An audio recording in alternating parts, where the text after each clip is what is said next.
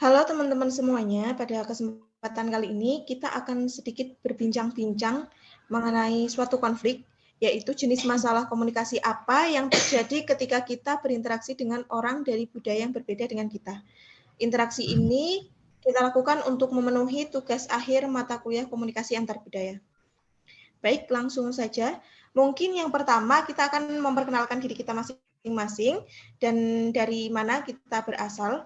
Perkenalkan, nama saya Gesi Lutfia Rosita Octaviana, bisa dipanggil Gesi. Saya berasal dari daerah Semarang, Jawa Tengah. Silahkan bisa dilanjut.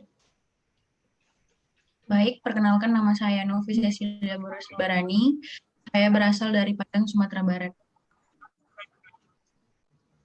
Baik, terima kasih. Perkenalkan, nama saya Mika Salin Lei, asal saya dari Nias Selatan, Sumatera Utara. Oke, baik. Mungkin teman-teman kita langsung aja ke dialog ya.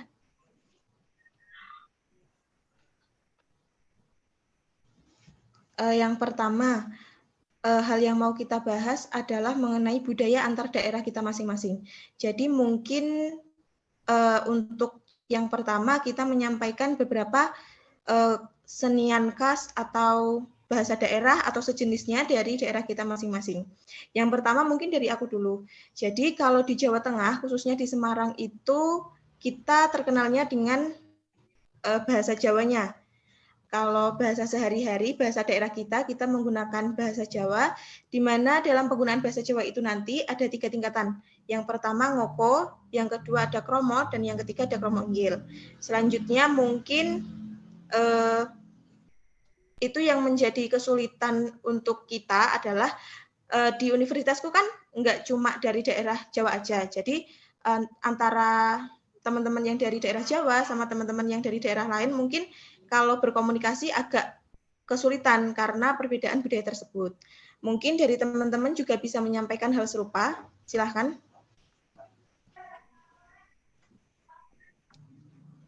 Oke.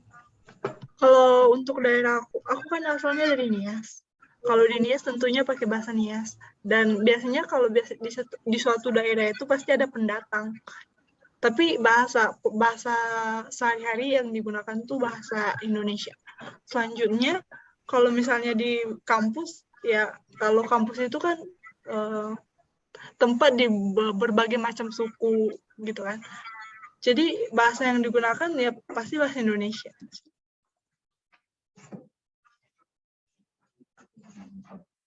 Ya, lanjut ke Novi ya, Kak. Iya. Kalau Novi, kalau daerah Novi itu kan Padang, Sumatera Barat. Kalau di sana itu umumnya emang sih ada perantauan. Cuman kalau di sana tuh, kalau misalnya orang asli sana itu menggunakan bahasa Minang. Karena Novi kan pendatang di sana. Novi itu asalnya kalau misalnya berasal dari Sumatera Utara. Pertama kesulitan di sana itu kalau misalnya orang Medan datang ke sana tuh kan kalau misalnya ngomongin kamu itu kan kau itu kan kalau bahasa Medan tuh biasa aja. Cuman kalau misalnya masuk ke Minang, kalau ngomong pakai bahasa kau itu kasar. Jadi kalau misalnya kita baru datang ke sana itu pasti ada konflik karena ada perbedaan bahasa gitu. Boleh nambah nggak? Habis itu kalau kan aku asalnya Nias, cuma terus sekarang tinggalnya di Depok. Itu ada culture shock. Kalau Sumatera itu biasanya, tau nggak sih, pipet? Padang juga pipet nggak sih? Iya, iya, benar-benar. Kalau nyampe di Jakarta itu kayak, pas bilang pipet itu, yang lain tuh pada bengong. Pipet apaan? Harusnya kan sedotan. Iya, Gitu. karena sedotan. Itu aja sih. Mungkin sama juga sih kalau di daerah Jawa juga seringkali itu kan ada strata masyarakat yang menggunakan bahasa yang berbeda. Jadi kalau di bahasa Jawa itu antara anak kecil sama orang dewasa, terus orang dewasa sama anak kecil, terus kita yang sepantaran itu bahasanya selalu beda-beda. Jadi di situ kadang sopan santun kita itu dinilai dari situ. Nah, di situ juga yang sering jadi konflik. Nanti kan biasanya kan kita salah dalam pengucapan, salah dalam penggunaan. Nah, di situ nanti kita terkesan nggak menghargai orang lain. Padahal kan emang kita yang belum tahu gitu kan, ilmunya emang masih dangkal. Jadi seringkali hal itu yang menyebabkan konflik. Terus juga kalau soal itu tadi apa? Kakak bilang perbedaan bahasa ya. Kalau Iya, itu perbedaan culture bahasa shock itu sih. ada sih. Itu juga tetap ada di sini.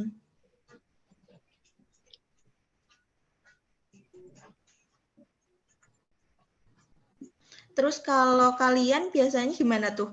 Kan kalau di kampus pasti sering kan kalau teman-teman dari daerah lain pakai bahasa daerah mereka sendiri, terus kita juga pakai bahasa kita sendiri, meskipun nanti pada akhirnya pakai bahasa Indonesia, tapi kan sering tuh iseng-iseng lah, kayak sengaja ngomong daerah masing-masing. Terus kalau kalian ada hambatan atau kendala, kalian ngatasinya kayak gimana?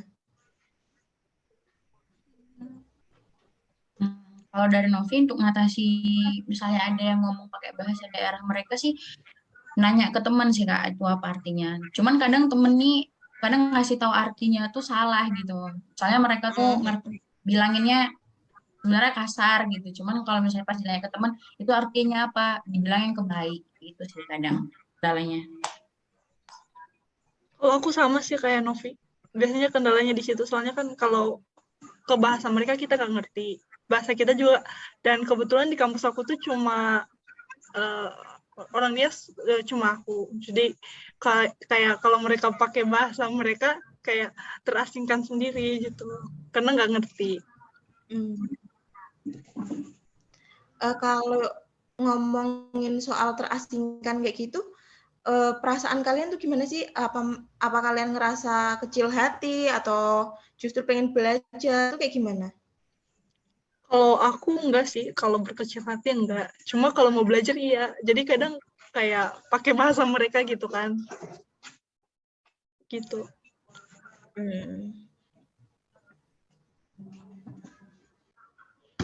Ya sih, kalau dari Novi juga sama. Kalau itu kan karena tinggal di situ kan namanya kita perantauan pasti perbedaan bahasa itu pasti ada. Jadi kalau misalnya perasaan berkecil hati enggak, cuman ya kayak lebih belajar aja supaya kalau misalnya ngomong sama mereka tuh biar sinkron, biar kayak enggak kan gitu.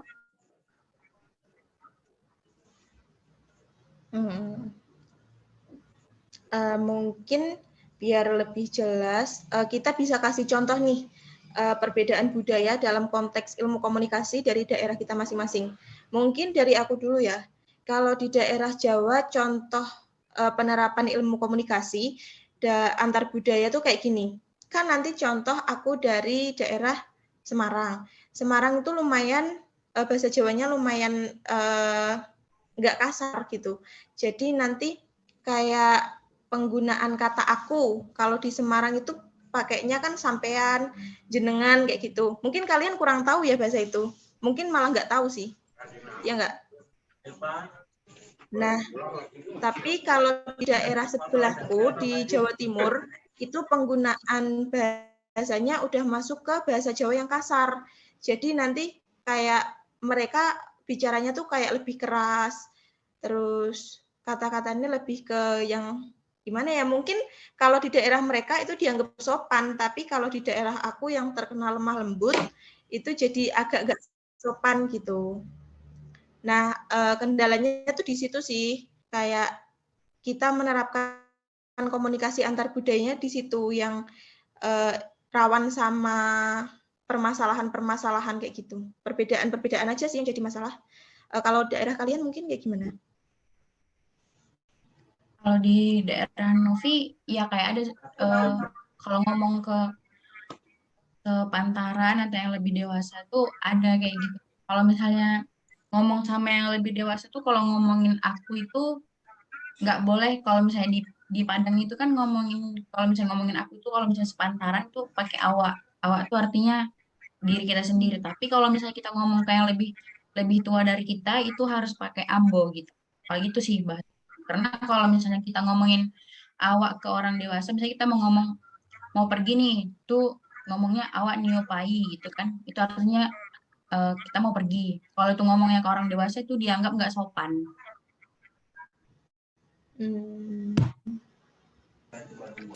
Kalau aku hampir sama sih. Kalau misalnya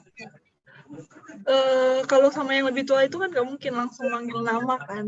Itu kayak apa sih namanya, nggak wajar gitu.